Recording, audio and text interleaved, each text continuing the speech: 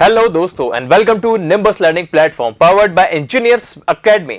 अभी हाल ही में हरियाणा पब्लिक सर्विस कमीशन के असिस्टेंट इंजीनियर का नोटिफिकेशन आया है, जहां पर 120 असिस्टेंट इंजीनियर पोस्ट पे रिक्रूटमेंट हो रहा है, सिविल इंजीनियरिंग, मैकेनिकल इंजीनियरिंग और इलेक्ट्रिकल इंजीनियरिंग की पोस्ट पे। तो चलिए आइए देखते हैं इस नोटिफिकेशन में क्या है, इस रिक्रूटमेंट की सारी डिटेल्स। जैसे कि आप सबसे पहले स्क्रीन पर देख सकते हैं, अलग अलग ब्रांच की इंडिविजुअल अलग अलग कैटेगरी में कितनी वैकेंसीज हैं, इसका बाइफर्केशन यहां पे दे रखा है। सिविल इंजीनियरिंग असिस्टेंट इंजीनियर की टोटल 104 वैकेंसी है, जहां पे जनरल की 49, एससी की 26 और इस तरीके से बाइफर्केशन आप देख सकते हैं। असिस्टेंट इंजीनियर मैकेनिकल इंजीनियरिंग की टोटल 9 वैकेंसीज हैं और assistant engineer electrical engineering branch की टोटल 7 वैकेंसीज हैं। टोटल मिलाकर हमारे पास 120 वैकेंसी होती हैं जो असिस्टेंट इंजीनियर के लिए अप्लाई की जाएंगी। कब से कब तक इसकी एप्लीकेशन डेट्स हैं?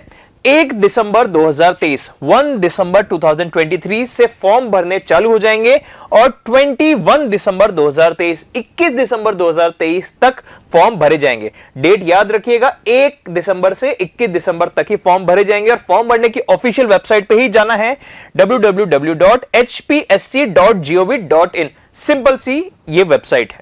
अब इसकी थोड़ी सी और इंटरनल डिटेल्स अपन देख लेते हैं कि फॉर्म भरने से पहले क्या क्या चीजें हमें पता होनी चाहिए।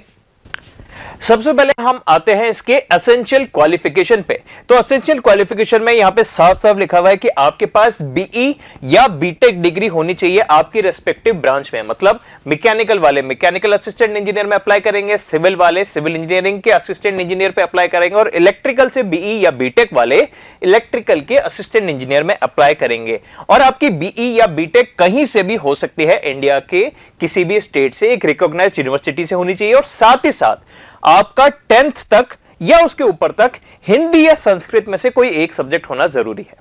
ठीक है, ये मैंडेटरी है, हिंदी या संस्कृत में से कोई एक सब्जेक्ट आपका क्लास 10th तक होना ही चाहिए।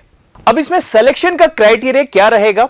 देखिए दोस्तों, क्योंकि यहां पर जनरली ऐसा होता है कि नंबर ऑफ एप्लीकेंट जो अप्लाई करते हैं काफी कम होते हैं, इसीलिए आप यहां पर डायरेक्ट अप्लाई कर सकते हैं और अप्लाई करने के बाद डायरेक्टली इंटरव्यू के लिए कॉल करके बुलाया जाएगा। लेकिन एक चीज ऐसी बताई गई है कि अगर नंबर ऑफ एप्लीकेंट्स बहुत ज्यादा हुए तो शॉर्टलिस्टिंग के लिए कोई और तरीका भी अपनाया जा सकता है। कैसे? जैसे कि एप्लीकेशन फॉर्म भरने के बाद जो रिटन एग्जाम होता है या ऑनलाइन एग्जाम, तो ऐसा तरीका भी अपनाया जा सकता है, यह बोला गया है, अभी कंफर्म नहीं है।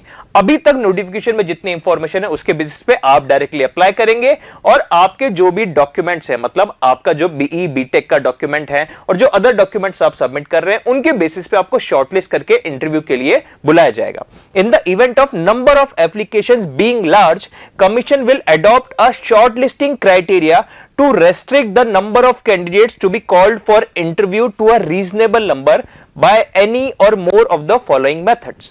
ठीक है, अब शॉर्टलिस्टिंग किस बेसिस पे हो रही है, किन बच्चों को फॉर्म भरने पे डायरेक्टली इंटरव्यू के लिए बुलाया जाएगा? शॉर्टलिस्टिंग हो सकती है on the basis of percentage of marks of the candidates in the essential slash minimum educational qualification. मतलब आपका जो बीई बीटेक का जो ओवरऑल परसेंटेज या सीजीपी है, उसके बेसिस पे शॉर्टलिस्ट किया जा सकता है। On the basis of percentage of marks of the candidate in different educational qualification with weightage as decided by the commission. जो अलग अलग एजुकेशनल क्वालिफिकेशन है, मतलब आपके 10th के 12th के, इनके मार्क्स को भी कंसीडर किया जा सकता है इस हरियाणा पब्लिक सर्विस कमीशन के एएन के नोटिफिकेशन पर। उसी के साथ साथ एक पॉइंट और है, on the basis of higher experience in the relevant field than the minimum prescribed in the advertisement.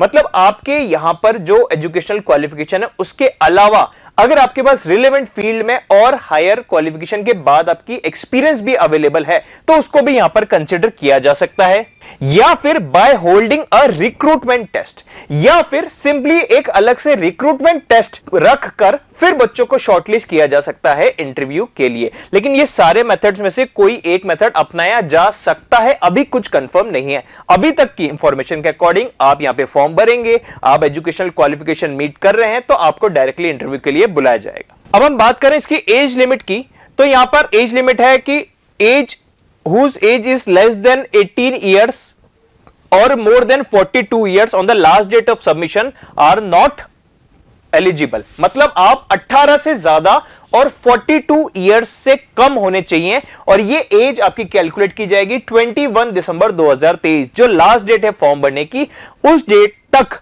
आप 18 से ज्यादा और 42 से कम आपकी एज होनी चाहिए। यह है इसका एज लिमिट का क्राइटेरिया। ऑल्दो अलग अलग कैटेगरी स्टूडेंट्स को अलग अलग एज रिलैक्सेशन यहां पर दिए गए हैं, जैसे कि आप यहां पर स्क्रीन पर देख सकते हैं।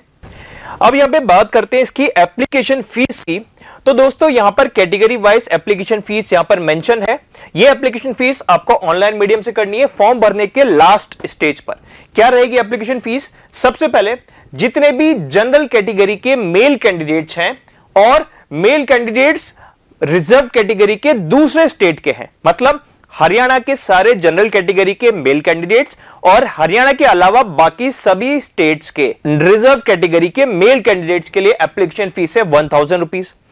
नेक्स्ट, जितने भी फीमेल कैंडिडेट्स हैं, चाहे वो हरियाणा के हों या बाहर के हों, ठीक है, जितने भी फीमेल कैंडिडेट्स हैं और रिजर्व कैटेगरी कैंडिडेट्स हैं उनके लिए फीस है 250 रुपीज। रिजर्व कैटेगरी कैंडिडेट्स मतलब SC, ST, OBC, EWS और हरियाणा के बाहर के जो फीमेल कैंडिडेट्स हैं उनके लिए एप्लीकेशन फीस है 250 रुपीज और पर्सन विद डिसेबिलिटी वाले कैटेगरी के जो कैंडिडेट्स हैं उनके लिए कोई भी एप्लीकेशन फीस नहीं है।